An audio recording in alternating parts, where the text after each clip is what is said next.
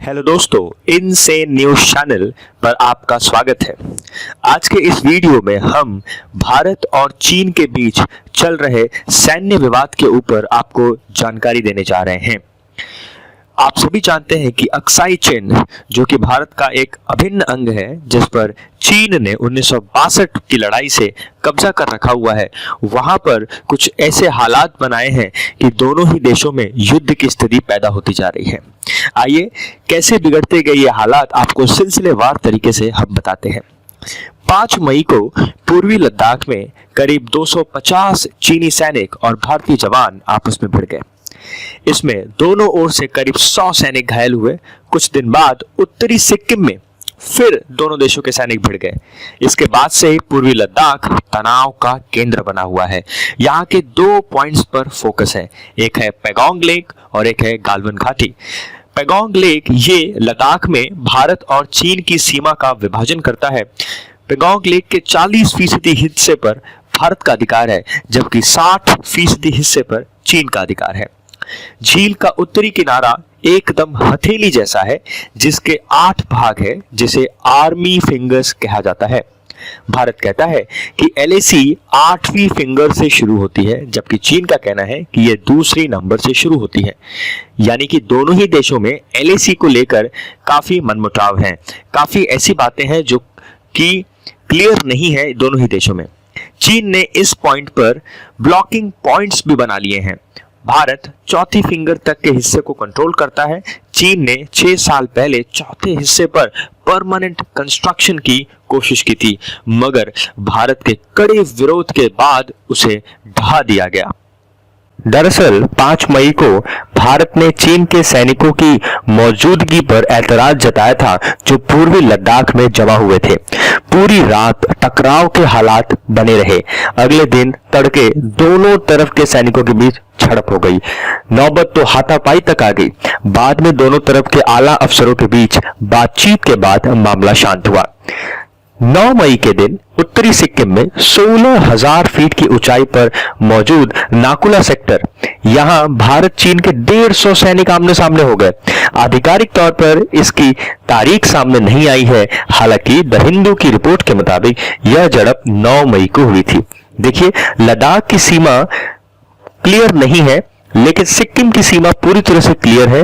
ये दोनों ही देश जानते हैं कि उनकी अपनी अपनी क्या सीमाएं हैं, पर चीन वहां पर भी अपनी दादागिरी दिखाने की कोशिश करता है। गश्त के दौरान आमने सामने हुए सैनिकों ने एक दूसरे को मुक्के से वार किए। इस झड़प में 10 सैनिक घायल हुए। यहां भी बाद में अफसरों ने दखल दिया और फिर झड़प रुकी।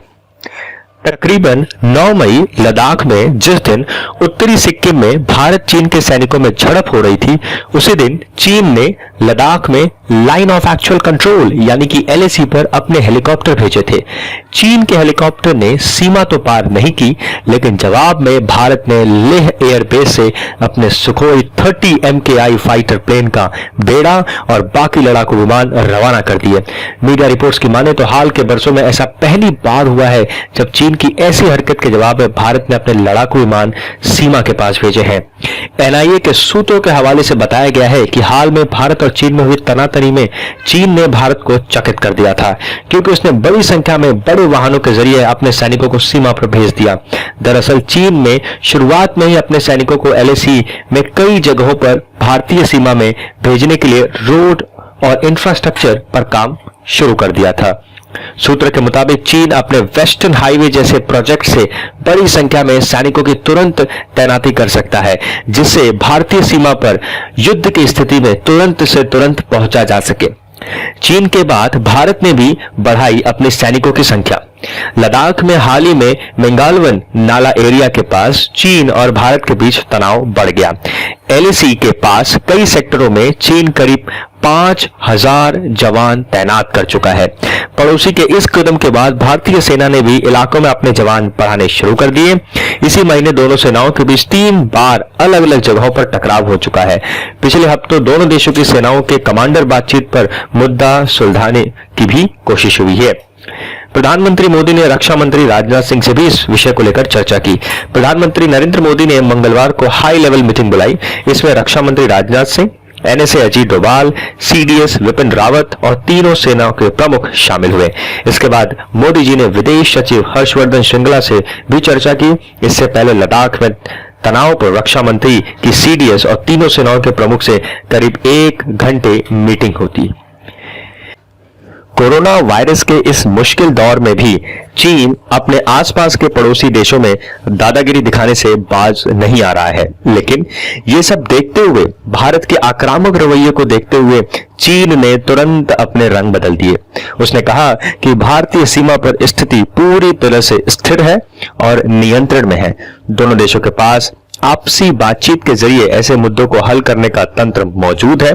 विदेश मंत्रालय के प्रवक्ता का यह बयान वास्तविक नियंत्रण रेखा यानी LAC पर भारत और चीन की सेना में जारी गतिरोध के बीच आया है। विदेश मंत्रालय के प्रवक्ता जाओ लीजियन ने एक मीडिया ब्रीफिंग के दौरान कहा कि सीमा से जुड़े मुद्दे पर चीन की स्थिति स्पष्ट है।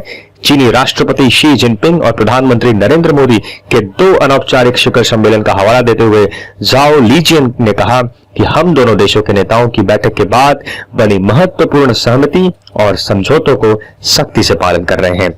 बेहतर रिश्ते रखने की जिम्मेदारी ये दोनों देशों की है। वहीं भारत में चीन के राजदूत सुन विडोंग ने कहा कि भारत और चीन साथ मिलकर कोरोना वायरस से मिलकर जंग लड़ने के लिए प्रतिबद्ध हैं। बेहतर संबंध रखना दोनों देशों की जिम्मेदारी है। दोनों तरफ के युवाओं को भी यह समझना चाहिए कि हमें उन चीजों को दूर रखना चाहिए जो आपसी रिश्तों पर बुरा असर डालते हैं।